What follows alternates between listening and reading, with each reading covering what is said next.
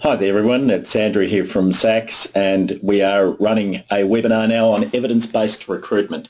So the topic today is recruitment has a mix of art and science to it. In particular today we're going to be talking about the science part of recruitment. In particular what I hope to show you is a brief tour de force of the world of research and how it informs our recruitment practice.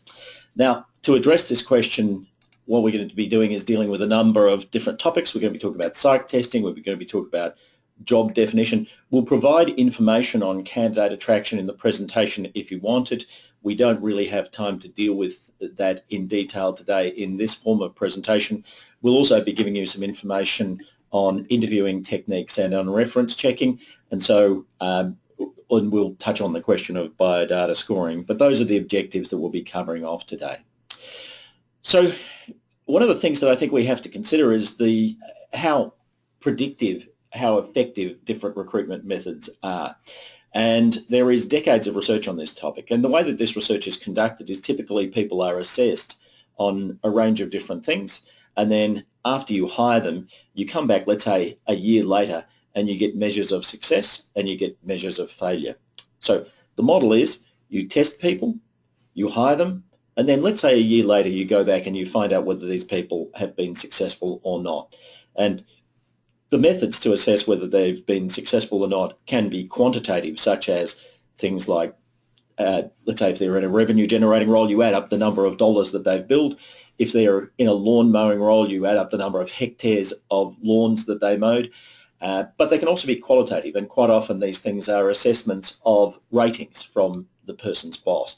So the boss rates them as being an exceptional employee, rates them as being not so exceptional employee, and they can be measures of good things, but they can also be measures of bad things. In other words, one of the things that you can get is measures of counterproductive work behaviours, and they can be quantitative, such as counting up the numbers of bad behaviours that were identified, could be complaints against the individual, or they can be qualitative, where people will rate how many, to what degree they feel that they're a negative employee.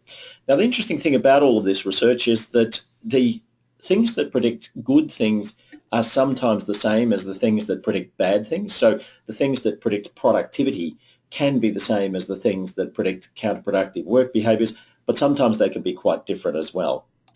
So we summarise this research in this document here, and I'm going to ask you to take a long, hard look at this, because this is something that we use a lot in our interaction with clients to help them to understand what we call the science of recruitment.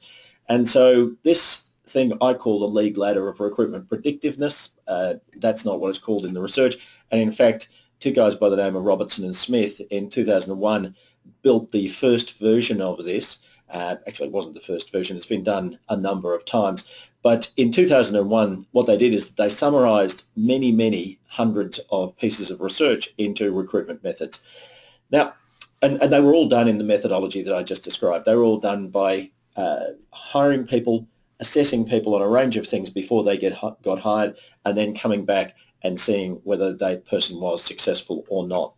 Now, if you look at the things that are on the left-hand side, where the cursor is now, these are all recruitment methods.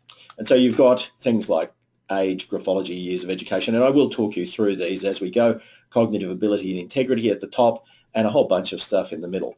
But on the right-hand side, you see in this column here, you have validity with a little r. Those are correlation coefficients. And those correlation coefficients are in effect measures of the strength of association between the thing that was measured before the person got hired and whether they ultimately ended up doing a good job or not. So that's the nature of the science. So one of the things, if we look at age, one of the things that you can do is you can measure whether a person's age ultimately was a good predictor of whether they were successful at their work. Now, if every time somebody was old, they ended up doing a good job, then you would end up with a strong correlation. And these correlations, these numbers, the way to interpret them is that the closer they are to zero, the less strong the relationship is, the weaker the relationship is. So what that would suggest, because age is very close to zero, age is a very weak predictor of success at work. So if, for instance, you've got an older candidate or a younger candidate, we would be suggesting that when you get a correlation of 0 minus 0.01, you should pretty much ignore that, and you should say, well, look, from the point of view of effective job recruitment methodologies, don't discriminate in favour of older people, don't discriminate in favour of younger people. Age is not a good predictor of success at work. Then you have a thing called graphology, and I get a lot of questions about that because most people don't know what graphology is. Graphology is handwriting analysis. And you may wonder why handwriting analysis is there, and the answer is that in places like France, and when my previous career I ran a company in London for a company called Morgan & Banks, and I undertook executive searches in Paris, and one of the things that we found very often is that Parisians would want graphology analysis, handwriting analysis as part of the recruitment process. Very popular in Switzerland and parts of Germany as well. Now, sadly, you get a correlation of 0.02, which means that it is not an accurate predictor at all. The next weakest is years of education. Now, this is a very important finding because there are some people who are very keen on years of education as a predictor of success at work. In other words, if somebody, we'll prefer this candidate because they have a PhD or a master's or something like that. Sadly, the predictiveness is extremely weak, very close to zero. So people who are more educated are no more successful on balance than people who are less educated. So what we tell our clients is to favour candidates who have the necessary minimum level of education. So if you need a qualified accountant, then hire a qualified accountant. But don't presume that because the guy or the candidate has gone on and got a PhD in accounting or a master's in tax or something like that, that does not make that person any better a candidate, unless, of course, there's some specific subject matter in that education that relates to the job that's going to make it valuable. The other thing, interests. Interests are also very weak predictors of success and failure at work. And so if you have somebody who is into macrame, let's say, or they're an Essendon Footy Club fan or whatever, that's all might be very interesting, but it has absolutely nothing to do with their calibre as a candidate. And I think when people ask people about their interests, firstly, they should be a little careful because under Australian law, that could well be seen as discriminatory. If you happen to like people who do macrame and you hire them, then the non-macrame people may well have a claim against you for their recruitment practice. The other thing, of course, is inquiring into people's personal life is, of course, it's a breach of the Discrimination Act. Now, interests, I think, what people are trying to get at is what type of person is this person? Well, I'd say if you want to know what type of person this person is, you should psych test them, not ask them about their interests. The interests are an approximate way of assessing this. Psych tests are a much more direct way of assessing this. Then you have years of job experience, and you see that years of job experience is also a very weak predictor of success at work.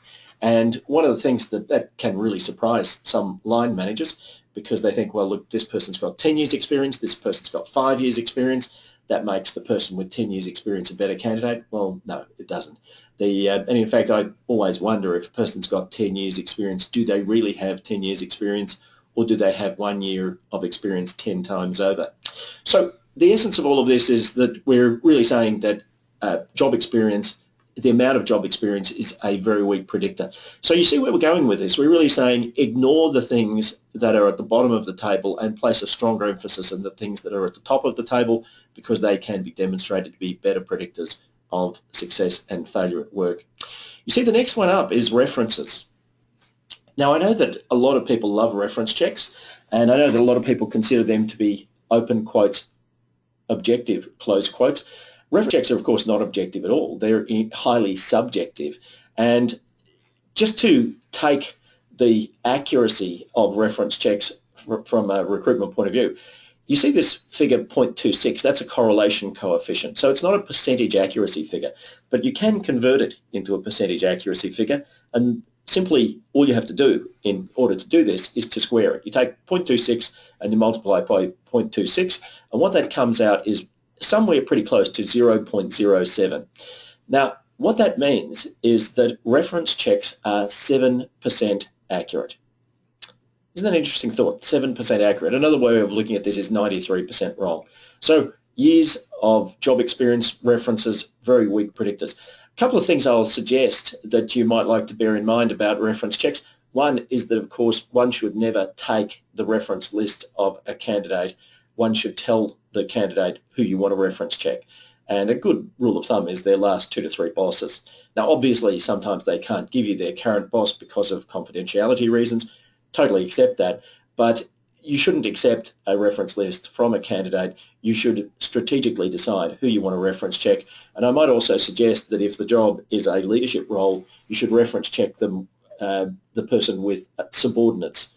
Because after all, leadership is very much about the interaction of this person with subordinates, and the person's boss is often a very poor judge about how they interacted with their staff and how effective they were as leaders. So we're going to leave the bottom of the table now, the things that don't predict very accurately, but we're going to the top of the table. And there's a couple of things that you should notice at the top of the table. Firstly, cognitive ability and integrity testing.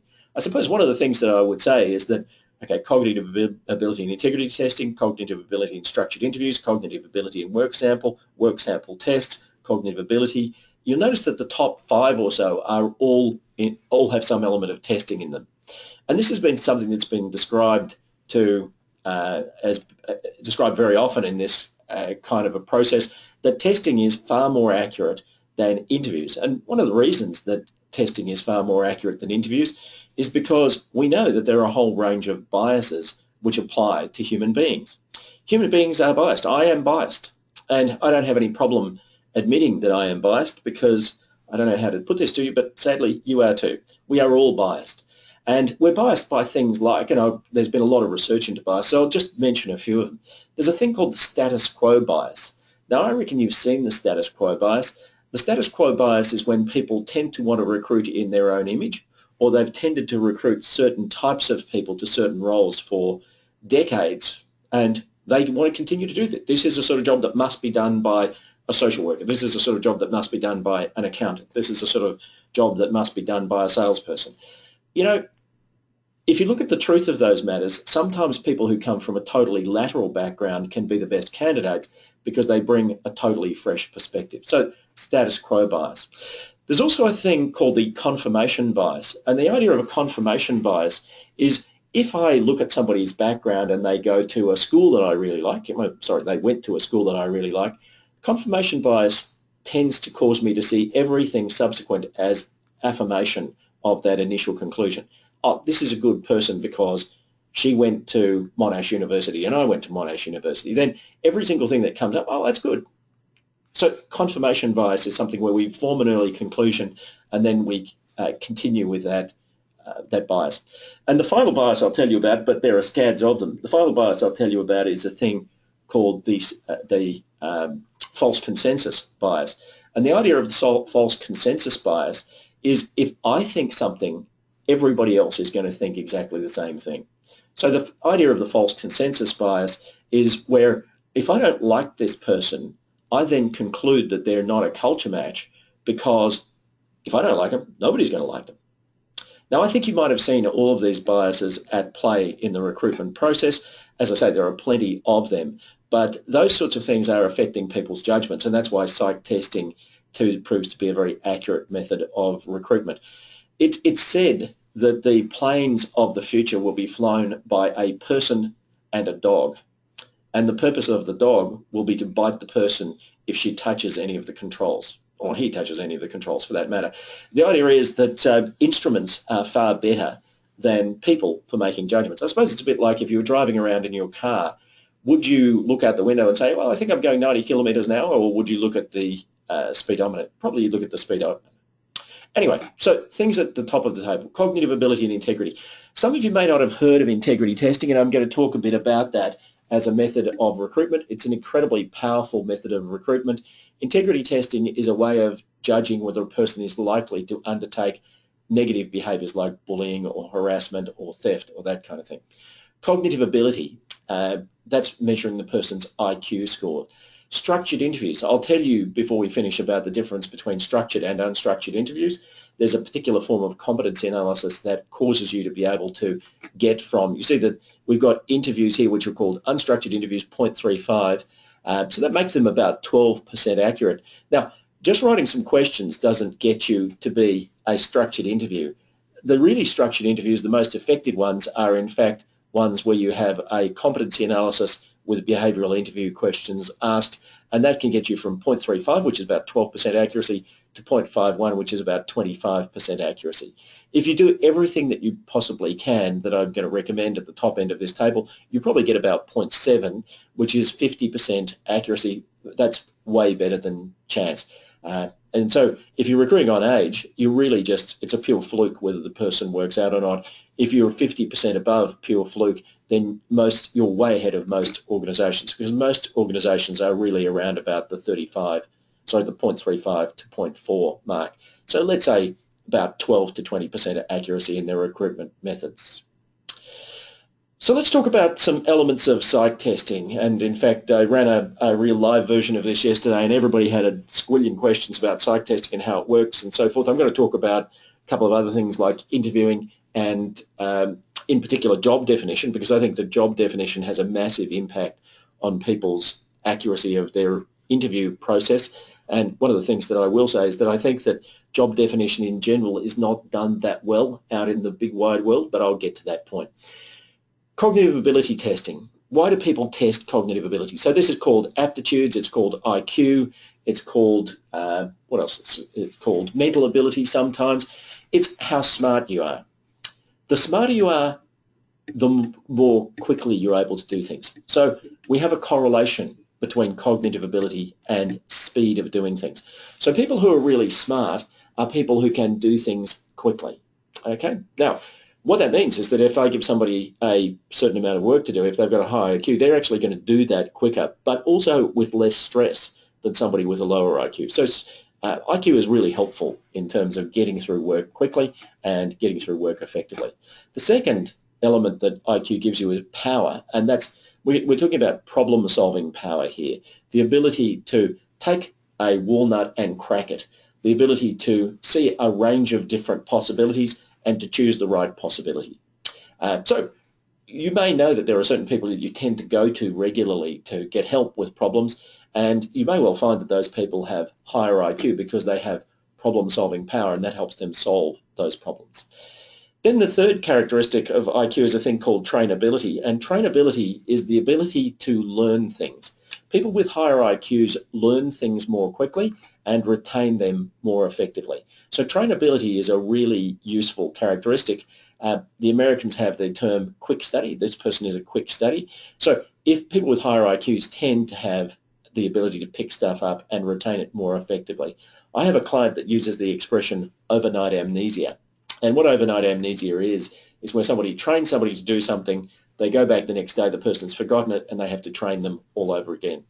So three things that IQ gives you: speed, power, trainability, and then a thing called CWBs, that stands for counterproductive work behaviours. And what that means is that people with higher IQs undertake counterproductive work behaviours less often than people with lower IQs. This has been demonstrated in a range of studies across the world. Low IQ workforces tend to have much more bullying and harassment than high IQ workforces. High IQ workforces tend to have much more positive behaviours. Now, if you're in a low IQ workforce, not every person in that workforce will be a low IQ person because you get randomisation taking place. But low IQ workforces, you do tend to have higher rates of counterproductive work behaviour. So think of it from that point of view. If you want people to do stuff quickly, if you want them to solve problems, if you want them to learn quickly, and if you want them to not do bad things, IQ is worth having. Three forms of IQ that really matter.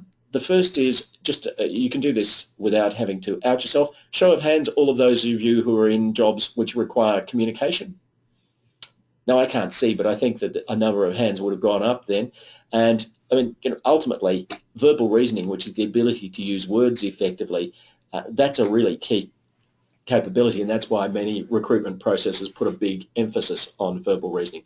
People with high verbal reasoning scores tend to be able to communicate effectively, and they tend to be able to express relatively abstract ideas quite quickly and effectively. Verbal reasoning. The other thing I will say about verbal reasoning is that when people interview people, and they consider themselves to be really good communicators, sometimes what they're seeing is their extroversion scores, their extroversion characteristic. Extroverts are often thought to have higher verbal reasoning than they really do have, and this is because they seem glib, they seem confident, they seem easily able to express themselves. Then we have numerical reasoning, the capacity to use and understand numbers. Now, of course, Verbal reasoning is something that's needed in a whole bunch of different jobs. Numerical reasoning isn't quite as widely needed, so there might be jobs where you're quite happy for somebody to have low levels of numerical reasoning, even though they need high levels of verbal reasoning. One of the things I will say, we get the question of cultural bias all the time. Clearly, if I have grown up in a non-English speaking world, my ability to do well on a verbal reasoning test is lower. And that raises the question, should you ignore verbal reasoning scores for people with cultural and linguistic diversity? My answer is no, because a verbal reasoning test will actually tell you how likely it is that this person can communicate and can understand English. So instead of expecting people to be high or average in verbal reasoning, what you might do is just set a floor that we don't want people below, I don't know, 25th percentile, 30th percentile or something like that. And that should give you confidence that the person can read, write and communicate in English. So numerical reasoning, horses for courses. Some jobs worry about that, some don't. One of the things that we will say, though, is that numerical reasoning can be what you would call a ceiling, kind of a glass ceiling effect. In other words, as people rise through the ranks of seniority, numerical reasoning tends to become more important because they have to undertake statistical analysis, they have to undertake financial reporting, they have to undertake stuff that's associated with complex budgeting and forecasting, that kind of thing. The third characteristic is a thing called abstract reasoning, and abstract reasoning is the capacity to see how things link together. Abstract reasoning is in fact a good predictor of effective leadership, because sometimes people who are low in abstract reasoning do not understand the implications of their actions. Now, if you think about the people you know, I reckon that you would know people who seem to be able to anticipate things that are likely to happen quite regularly, and you'll also see some people who are totally surprised all the time by life. Who would have thought that that would happen?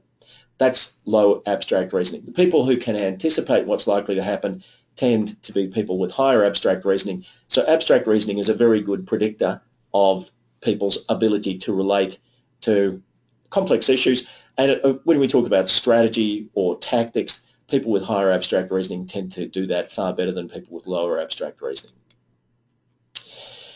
So that's IQ. High IQ is worth having. Personality.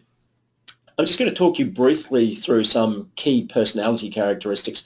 Actually, one thing I will do is that yesterday I was asked a lot of questions about genetics and heredity and where things like IQ comes from. Right now, most people would say that IQ is about probably 70 to 80% genetically determined.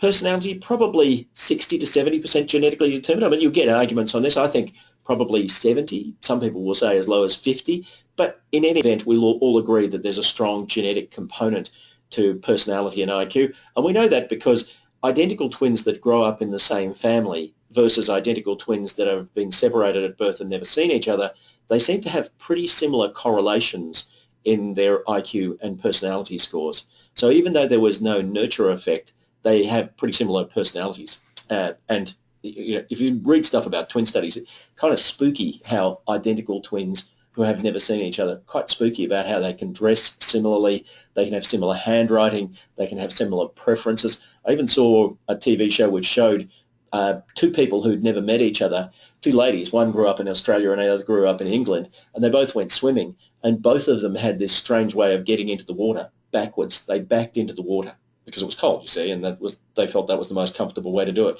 But isn't it odd? They'd never met each other and they both had exactly the same way of starting their swim. We live in a strange world. Anyway, in 2004 to 2007, two guys by the name of Ki-Bin Lee and Mike Ashton identified personality characteristics which seem to be very important for people's success in life and work. And one of the things that they discovered is this thing here called honesty, humility. Honesty, humility, and you notice I've put some asterisks behind certain of these personality characteristics. Those asterisks are there because they seem to be important no matter what job we're talking about. You know, it's my proposition that people overestimate the importance of differences between jobs. People say, well, look, a university lecturer is very different from a sales rep. And, you know, in a overall sense, yes, they are. They do very different jobs. Maybe they've got different types of personality. But you know what? I think that there are more similarities than differences in many ways. Because whether a person is a sales rep or a university lecturer, wouldn't you want him or her to be hardworking? Wouldn't you want him or her to be emotionally stable? Wouldn't you want him or her to be honest and truthful? Wouldn't you want him or her to be smart? Well, in fact, I think that the similarities outweigh the differences. And that's why when you use the SACS portal, you'll see that there are risk ratings for things like honesty, humility, and emotionality. And what we're saying is that if a person's low on honesty, humility, I don't care what job they're doing, that's a risk factor. That's something you should be very concerned about. Let me tell you a little bit about honesty, humility. Honesty, humility was discovered by Leon Ashton, as I mentioned, 2004 to 2007. It was not really known in the personality literature up till that date. Honesty, humility is the degree to which I'm honest and truthful, and the humility bit says, I am not arrogant.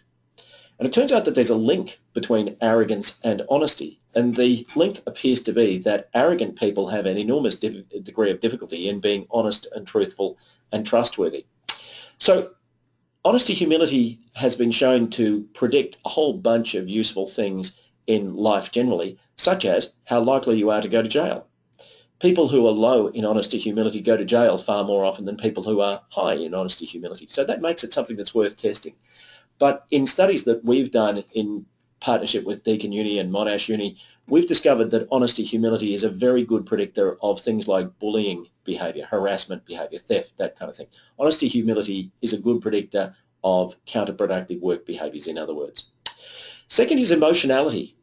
And that has an asterisk because all things being equal, it's probably better if somebody's low in emotionality than high in emotionality. Have you ever worked with somebody who is an emotionally stable person and who can cope well no matter what happens?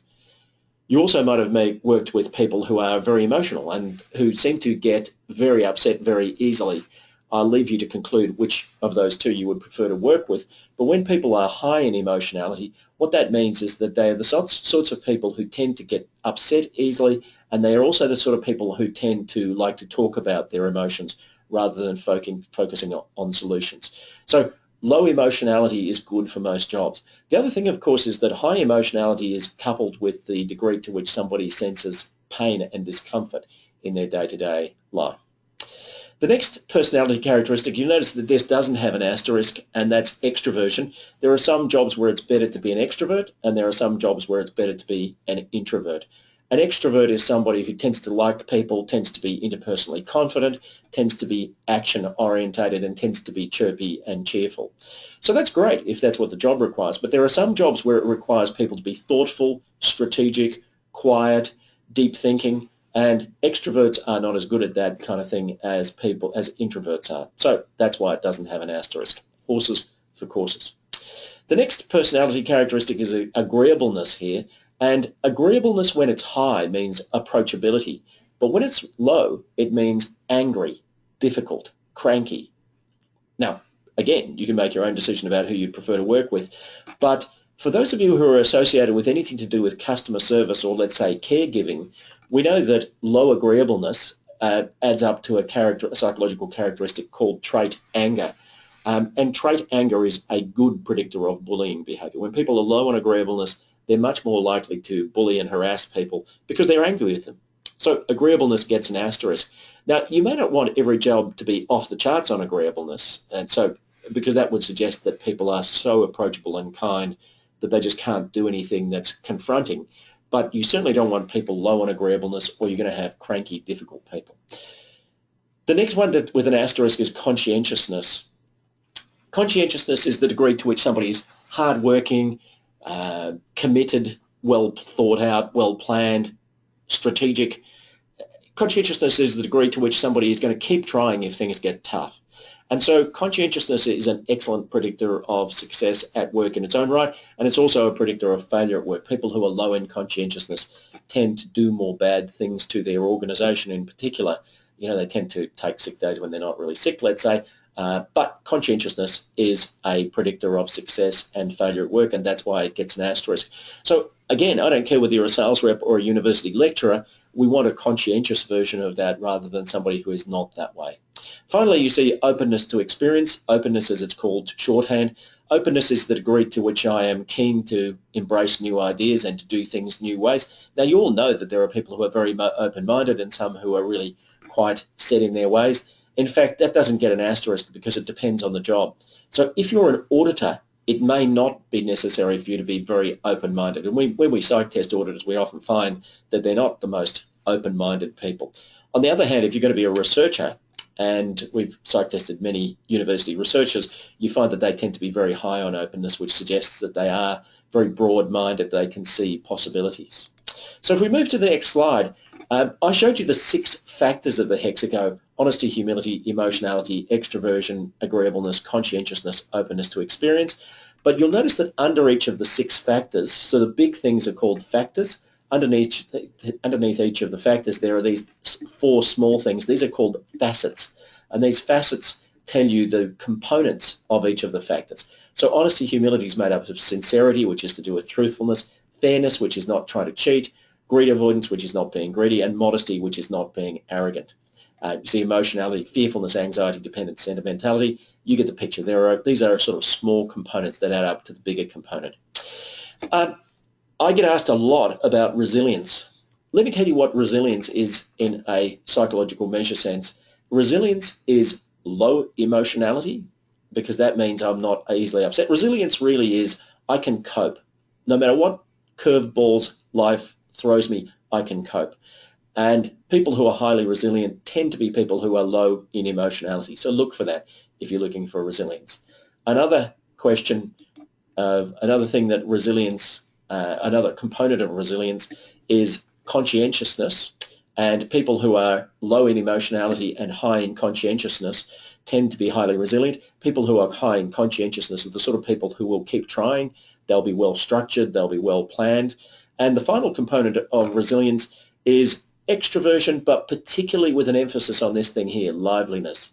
When people are lively, that means chirpy, cheerful, optimistic. And so the combination of low emotionality, high conscientiousness, and a sort of an optimistic perspective on life, that adds up to resilience. How do we know this? Well, there are measures of resilience, and does it relate to personality? It does. It relates to those 3 characteristics that I've just mentioned. You'll also see that in the hexagon there's a 7th thing, and this is called an interstitial scale. Interstitial scale just means it didn't really fit into any of these other 6, so it's an additional scale. It's not a factor, it's another facet, and it's a thing called altruism. And you can imagine that when we psych test people from the not-for-profit sector, they tend to come out quite high in altruism. So personality is a great predictor of positive behaviours and negative behaviours. Now, one of the things I should mention is that we're recording this webinar. We get lots of requests for recordings of the webinar. It's happening. And the other thing is, if you want the notes, I know that we always get requests for the notes. If you want those, no problem at all. We will distribute those to you. So you remember, if we go back to the league ladder of recruitment predictiveness several slides ago, here we go, what a good shot. We show you that cognitive ability and integrity testing. All right, let's go forward and tell you what we mean by integrity testing. People use the term integrity testing, so if you look for this in the literature, you're going to have to use Google Scholar and you're going to have to search out integrity testing. I don't like that term, because integrity testing sounds like we're assessing people's souls, and we're not. We're assessing whether they're likely to undertake counterproductive work behaviours. So I'm going to show you a thing called the SACS measure of counterproductive work behaviours. There are 10 components to this measure of counterproductive work behaviours, and you see that these 10 are things like lateness, not attending work when you're not too sick to do so, inability to get on with others, being distracted from core work tasks, incivility, impoliteness to other people, theft, ignoring OH&S policies and practices, being openly critical of the employer, ignoring broader work policies and practices, which means just breaking the rules, and incivility, ignoring or snubbing other employees. Now, those are the 10 counterproductive work behaviours that Grice and Sackett found in 2003. There have been more recent studies, but they pretty much come up with the same 10. But if you look at these counterproductive work behaviours, you'll notice that they sort of come in 2 flavours. Some of these things are crimes directed at individuals, such as incivility or inability to get on with other people. Some of them are crimes directed at the organisation, such as lateness, not attending work when not too sick to do so. All of those things are organisational counterproductive work behaviours. And that's what we find in the research, that there are people who undertake crimes or inappropriate behaviours against colleagues. We'll call those interpersonal counterproductive work behaviours. There are also people who undertake counterproductive work behaviours against the organisation, theft and that kind of stuff. Now, a person can be interpersonally evil, but quite benign to the organisation. or vice versa. There are people who are kind to their colleagues but terrible to the organisation. And there are people who are both. But counterproductive work behaviours measures are very worthwhile undertaking. Integrity tests is another name for them. Now, if we talk about the mix of nature and nurture, and I'm going to talk to you a little bit further about this counterproductive work behaviour kind of measure in the context of nature, because integrity, surprisingly for many people, can be shown to have a very strong genetic component. The tendency to do bad things seems to a certain extent, run in families, but it certainly seems to be very strongly observable in, let's say, identical twins. Very high integrity people who are identical twins, both of them seem to be that way. Or if people are inclined to be evil, even violent, quite extreme crimes, there seems to be a genetic component to this. So intelligence, strongly genetically determined. Personality, strongly genetically determined. Integrity, let's say between 50 to 70% genetically determined. Again, you'll get lots more arguments about this than you do about IQ or personality. But the other side of the recruitment challenge is the nurture side. In other words, the way I like to think of it, if I'm lying on a gurney and I'm just about to be wheeled into an operating theatre and somebody's about to undertake cardiac surgery on me, I'm really pleased if they're very smart, if they're very trustworthy and honest, if they're really emotionally stable and they're extremely conscientious. That's all great. But on the other hand, I'd probably feel more comfortable if they'd done this operation in the past. And so that's where we come into nurture. So a person's skills. People don't wake up one day and they've got operation or they've got surgical skills. People don't have degrees in surgery when they're born. And the people's attitudes and values in particular are very much developed by the people around them, their societies. And so I'm going to talk about something which is an individual characteristic but is a nurture characteristic. And this is Shalom Schwartz, who is the author of the Schwartz Personal Values Questionnaire, but he's also the world's leading researcher into values. He has measured literally millions, many millions of people for their values internationally, and he has discovered that there are 10 basic values that people have. Now, personality will predict how likely it is that people will do good or bad things at work. IQ will determine whether people are likely to do things fast, slow, solve problems, be able to learn things and retain information. All that stuff is really crucial. Now, I guess just reflecting on the nature-nurture equation for a moment here, you understand where we're coming from. If somebody has been hired and they have too low an IQ to do the job that they've been hired into, or they have a very difficult personality, yet the job requires them to get on with other people, if this is genetically determined, this is extremely difficult to change. So let's say if there's a kind of a theoretical line, a cut score at which a person's behaviour becomes acceptable, if they're just below that, then you may well be able to coach them to get above that cut score.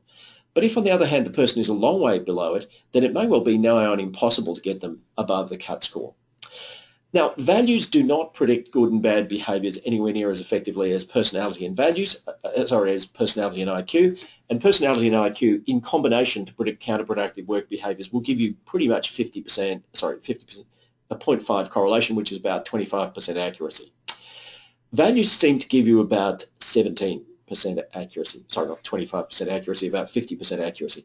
Values give you about 17 to 18% accuracy. So that's not inconsequential. But what values really give you is that they give you culture match. So if we're talking about the science of recruitment, one of the things that I'm asked all the time is, how do I ensure culture match? Well, firstly, people confuse personality with values. If a person is an angry, difficult person, you might say they're not a culture match. Well, yeah, but that's because they've got a bad personality. They've got a personality that's not suited to getting on with other people. But values are truly goals. So if I show you briefly, I'm not going to go through all of these in details, but I'll just pick out a couple of the goals that Schwartz identified in developing the Schwartz model of values. So power as a goal. If I have power as a goal, what that means is that I have an intrinsic belief that it's important to dominate people, to have ascendancy over people. So a high power orientation is a desire to have ascendancy over other people, to dominate people. Now, most of these values are what I would call horses for courses, in the sense that they're really going to determine whether somebody fits into a group or not.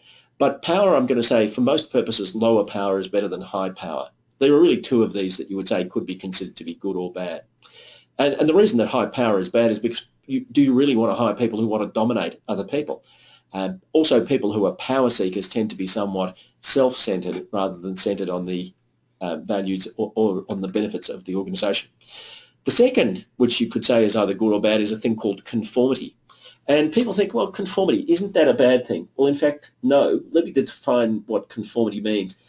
Conformity means I can get along with people, I obey the rules of the group that I belong to, and one of the things that we know is that low conformity scores are a predictor of counterproductive work behaviours.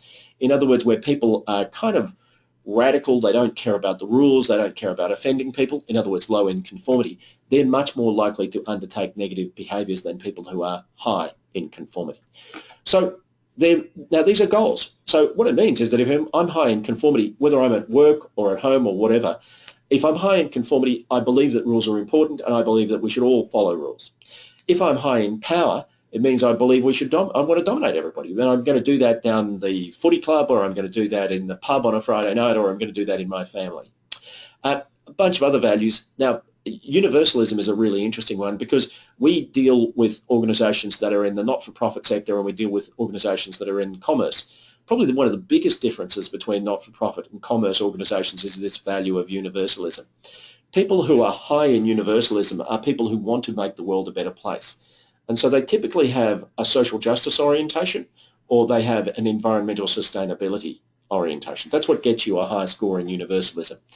When we psych test people who are in disability services or aged care or government, quite often we find very high universalism scores. When we psych test people who are in commerce, we often find much lower scores in that respect. So, in short, from a science-based recruitment point of view, what you get out of a values assessment is you get culture match. Now, when I say culture, and I mean when I'm talking about values, I do not mean those things that scroll past on the sleep screen on your computer. They are not the real values of your organisation. They are the stated values of your organisation, but if you measure the values of your organisation group by group, you're going to find very big differences, and we've done this a lot. You're going to find very big differences between the values of, let's say, a customer-facing group versus an accounting group. You're going to find very big differences in the values of direct care provision type of employees versus, let's say, general development type employees, commercial development employees. You get the picture? So culture is local, and just like if you use a valid climate survey, you're going to find quite big differences in climate from group to group. So will you find them in values. But what values will tell you is that if you know the group that you're dealing with and you know the way that they're composed in a value sense, if you place people in there with similar values, they're likely to be liked and they're likely to like working there. Here's this is data from a couple of years ago. Here's a values profile from SACS revenue generators. We psych tested a bunch of SACS revenue generators, and what we discovered is that if you wanted to kind of sum up the culture of SACS revenue generators, high in a thing called achievement, which means ambitious and driven, high in a thing called benevolence, which means that they're kind and they want to help people, high in a thing called conformity, which means that they're team players, high in a thing called self-direction, which means that they are the sorts of people who want to run their own show and they want to demonstrate initiative. They're also high in security, which means that they want to be safe and they want people that they care about to be safe. That's the profile of a typical SACS revenue generator. We found this to be a really good predictor of whether somebody's likely to fit into that team. If they've got a values profile which is markedly different from this, low levels of achievement tends to cause their colleagues to see them as not being urgent enough. Low levels of conformity causes them to be seen as not effective team players. Low levels of self-direction causes them to be seen as not being able to demonstrate enough initiative. And low levels of benevolence causes their colleagues to see them as being kind of unethical or unkind in the way that they go about their work. Now, I'm going to tell you about a thing called high-performance modelling because in terms of the science of recruitment, this is one of the most powerful things you can possibly do, because what it allows you to do is it allows you to identify a group of high-performing employees, we call them exemplars, and the outcomes that they need to achieve. We invented this term called real-world outcomes. The reason that we invented it is to differentiate this idea from things like KPIs or key result areas. What we're saying is that we're looking to identify high performers, and if you get these high performers in your organisation, this can be done at an organisation-wide level or it can be done at a very specific job level. So we've done it for instance, for accountants. We've done it for salespeople. We've done it a lot for direct care workers in various forms of organisations in aged or disability services. We've done it in areas like engineering. We've done it in researchers. So, yeah, it's really interesting because what you do is once you've identified these exemplars, you psych test them to see the psychological characteristics that they have, and you also behaviourally interview them to see what sort of skills or knowledge or values do they have in common. And so once you've done the interviews, we're doing a big project right now. We're interviewing something like 60 of these for one client. Just about to start another couple of these too. But what we'll do is that when we've got all of the interviews together, we use a technique called content analysis to see the skills that they have in common, the knowledge and experience that they have in common, and the values and attitudes that they have in common. And basically, the thing that makes it into the high-performance model is things that, let's say, 70 to 80% of these people have. And once you've got this is an incredibly powerful recruitment tool because you've got a tailored psych test capability. And what you've also got then is you've got a tailored bunch of behavioural interview questions and a biodata scoring method. Biodata scoring is just identifying what you're looking for in the CV and scoring whether the person has this or not. Incredibly powerful once you've got that. Very useful piece of intellectual property. We've got it at SACS, but many of our clients now have got us to build high-performance models for them. And as far as we know, this is kind of around about as good as you can get. It is the Rolls-Royce of recruitment methods. In fact, I always wonder whether I should say that these days. There's bound to be something more contemporary than the Rolls-Royce, the iPad 7 or something. Anyway, I don't know. But once you've got a high-performance modelling report, if you use SACS psych testing capabilities, what it will do is once we've loaded up your high-performance model, it will create a tailored report for you so that you'll be able to see at a glance whether this person meets your high-performance model. So the summary is based on psychometric results should this candidate proceed, but as well as that, we give you a recruitment kit which you can use for interviewing. Interviews. Okay, so how are we going for time? We're perfectly on time. I wanted to leave about 10-15 minutes to deal with this topic. So if you go back to the legal ladder of recruitment predictiveness, don't worry, I won't space you all the way back there again, but I will tell you what it says. It says that most interviews are around about 0.35, 12% accurate. The absolute best interviews are about 0.5, which means about 25% accurate. So how do we get from a correlation of 0.35 to a correlation of 0.5? And the best and simplest way of doing this is a thing called outcome-based job definition. Now, the idea of outcome-based job definition is where you define a job in terms of the outcomes that it needs to achieve. Now, what do I mean by that? I mean by that most job definitions are in fact a list of tasks. If you look at most job descriptions, they list duties, tasks, responsibilities. They're called different things. But fundamentally, what you get is up to 12, 14 pages of tasks and duties and responsibilities. And so that's kind of how most jobs are defined. And if you think of your job definitions, I'll bet that the majority of job definitions that you have, and we've got a recruitment business, so we get sent a lot of job definitions, and they're typically lists of tasks. The sad news is that lists of tasks really do not increase people's levels of job clarity that much. Lists of tasks get outdated very quickly. Lists of tasks tend to not be looked at until somebody quits. So what we're really saying is that there are better ways of dealing with this, and the better way of defining jobs is outcome-based job definition. So let me tell you about a project that I undertook for the early childhood sector. They were saying that their jobs are hard to define. So that's an interesting point. When I talk about the early childhood sector, these were early intervention businesses. They were kindergartens, they were long day care, they were OSH care, out of school hours cares, those kind of businesses. So they said that they wanted to be helped with job definitions. So I got them to bring their job definitions, and we focused on a job called childcare worker because all of these people had childcare workers. What we did is that we looked at the job definitions that they had. I remember the longest one was 14 pages of duties that a childcare worker had to undertake. Shortest was about 3 pages.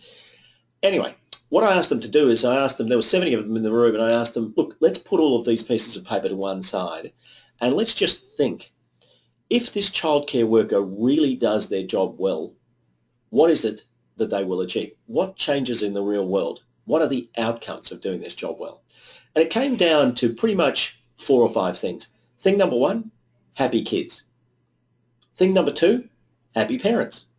Thing number 3, kids are learning, and there were ways of measuring the degree to which kids are learning. Thing number 4 was a safe classroom. You know what? None of the job descriptions said that, because none of the jobs dealt in outcomes, they dealt in tasks.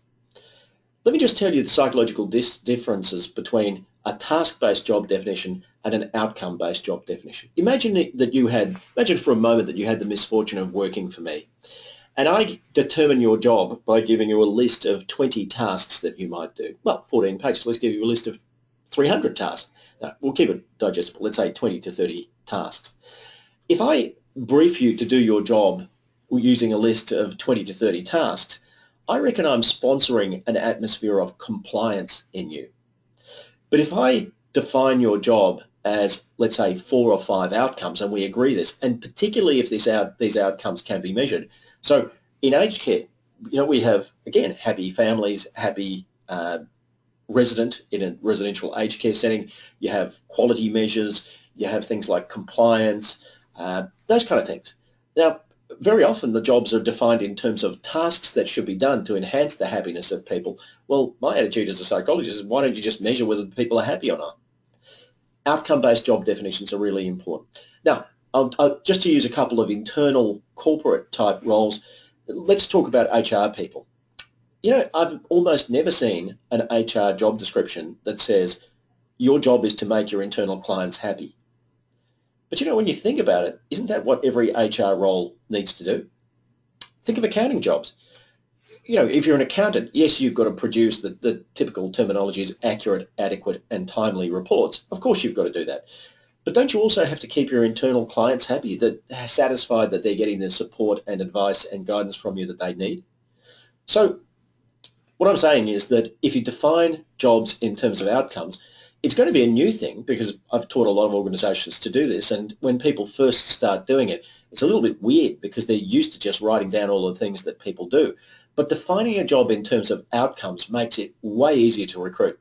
So what you then do is that you can go to the next level. Once you've defined the outcomes of a job, you can then talk about the skills that they need, you can talk about the experience and qualifications that they need, you can talk about the style, attitudes and values, identified in behavioural terms. And what I mean there is not vague stuff about acting in a collegiate fashion. It's stuff like turns up to meetings on time. It's stuff like when he makes a decision or when she makes a decision, consults colleagues to make sure that it's going to be an acceptable decision. Now, if you have these can be also called capabilities or competencies. What you're doing is you're undertaking a reality check of, do these capabilities cause these outcomes to be achieved? If the answer is yes, then you've got a good, strong outcome-based job definition. Now, from a recruitment point of view, of course, if you've got a job defined in terms of outcomes, you can then write your behavioural interview questions around the outcomes. I mean, we're all talking about, let's get good at writing behavioural interview questions. Well, I'll make it simple. Work out what the outcomes of the job are and ask behavioural interview questions about those outcomes. So going back to the childcare worker, please give an example of where you made kids happy. Also, let me just rush to say, human resources professionals, and I'm in this category, we have a big temptation of writing things in code. Why not say, give us an example of where you've made kids happy. Give us an example of where you've made parents happy, or satisfied if you want to use terms like that. Give us an example of where you've made a classroom safe. Give us an example of where you've improved the learning outcomes of kids. 4 very simple behavioural interview questions, but they're getting right at the real world outcomes. Now, I believe that for most cases, that's all you need. If the person has demonstrated that they can achieve the outcomes, then this gives you confidence that they'll be the sort of person who can do this job. If you look at the next level down, the skills, experience and qualifications, yeah, you can look at this level and you can write behavioural interview questions at that level as well. That's fine. So if you want to say skills, interpersonal skills, please give an example of where you've demonstrated high-level interpersonal skills. The risk is, of course, that you end up with 15 behavioural interview questions. If you're trying to get through an hour's interviews, I reckon if you can get through 6 or 7, you're doing pretty well. That's outcome-based job definition. Now, I've given you just a little bit more information here. The stages in a valid outcome-based job definition exercise, work out the real-world outcomes. make them specific, measurable, achievable, realistic, trackable, or whatever your favourite combination of SMART is. Different people have different ones. But, the skills, the knowledge, the experience, if necessary, convert the competencies from point 2 in behaviours.